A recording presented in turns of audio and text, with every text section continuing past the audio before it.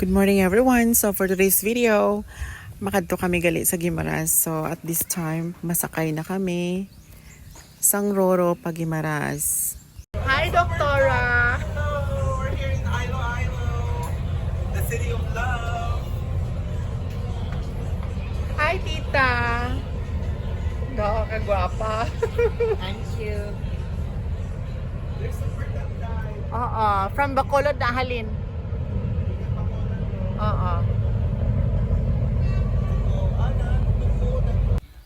So nakalarga na gali kami. So amo na siya ang view. Paadto na kami sa sa Guimaras Island. Tapos i-focus ko ha, may Guimaras Island, may pangalan siyang puti na gamay. Tapos daw 15 minutes lang na ang travel dira halin sa. Tapos amo na gali siya dira ang makita mo. Okay, nagsulod kami diri sa pilot mo sa may captain na bala. Tapos na video man lang kay syempre para ma-cover ko gid ang bilog nga Guimaras Island. Tapos amo na lapit man lang kami ara. Tapos excited naman kami kay para makalabuot kami dira sa port sang Jordan sa Guimaras. Dugay maabot na kami amo na siya ang palibot. Look at guys, lapit na lang kami na. Daw mga 5 minutes na lang na makalabuot na kami sa port sa Jordan. Kanami kapalibot na. Lapit na lang gid kami. Wala si Doc kundi kanami. Ayan, na kami sa port sa Jordan. Tapos madunggo na kami mga dugay-dugay sina. Kag-amo na siya ang palibot sa sa Guimaras. Tapos from Port of Jordan, masakay naman kami sa V-Hire, sa van, pakadto sa amo ang port sa Jordan, tapos pakadto sa resorts ni Madam sa friend ni Doc. Tapos kanami, labuot na kami, tapos wala ko ka video sang sang naglarga ang van kay kabudlay kay ara kami sa sulod. Tapos ara yung mga upod Manila, diri man na sila nagkita ay sa sa resort ni Madam from London. Tapos stay kami diri mga 3 kadlaw, tapos puli kami sa Cebu. Ayan, welcome to Edge Bistro Resort. Muna yung mga upod.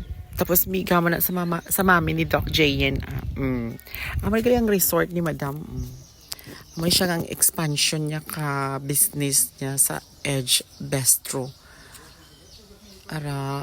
Ni siya ang mga cottages, tapos kanami, the aircon pa na siya. Pero kabarato man lang diri ka nila, ka accommodation nila. Tapos, may mga man siya may mga kwarto man na, tapos electric fan lang na siya. Tapos may mga pangalan. Amo na siyang pakadto dito sa resort ni Madam. Sa dagat resort gani. Tapos amo ni siya ang shower room nila. Amo ni siya ang may mga pangalan nga mga cottages. Tapos diretso na dito, sila may cottage man sila.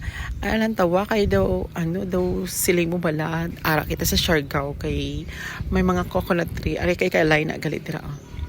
Tapos amo na diretso, may mga cottages man. Pakadto na kuya sa dagat. Tapos lang tawon niya ang dagat,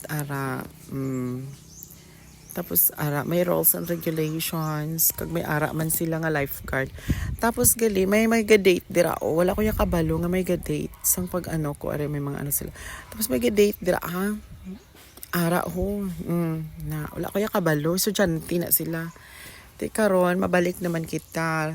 Lantawa ka nami ka mga coconut tree nila braho. Tapos do feeling mo bala ara ka sa Siargao kay syempre pangarap ko nimo nga makakadto diri nga mga beach resort nga may mga amon ni, pero damo na ko yung may nakadtuan nga mo ni mga beach resort pabalik na ko amo na siya ang pakadto kag pabalik sa resort tapos makita ta dira sila ni Doc kag upod sa nanay niya nga mga amiga from London. Arang sexy namon nga na receptionist si Inday Ariani gali. To si hi Inday Ariani ka sexy. Amo nang van namon diba? Amo nang cottage dira nga ano, nami man na siya dira sa sulod yung mga ano man. Ayan, hello! Welcome to Edge Bistro. Amo na siya ang tag-iya ang naka-black.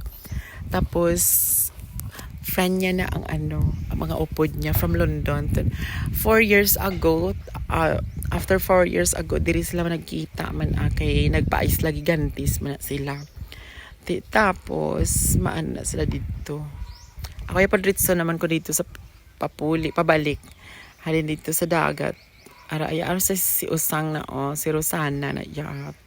Tapos ang babae na lang naka-blue, taga Bacolod na siya. Tapos nakapamana sa taga Dumangas. Diba? So this is the Edge Bistro in Guimaras. Tapos ara si Madam ara boyfriend niya na si Kuya Beng. Tapos may video okay sila. Amo niyang palibot sa sa sulod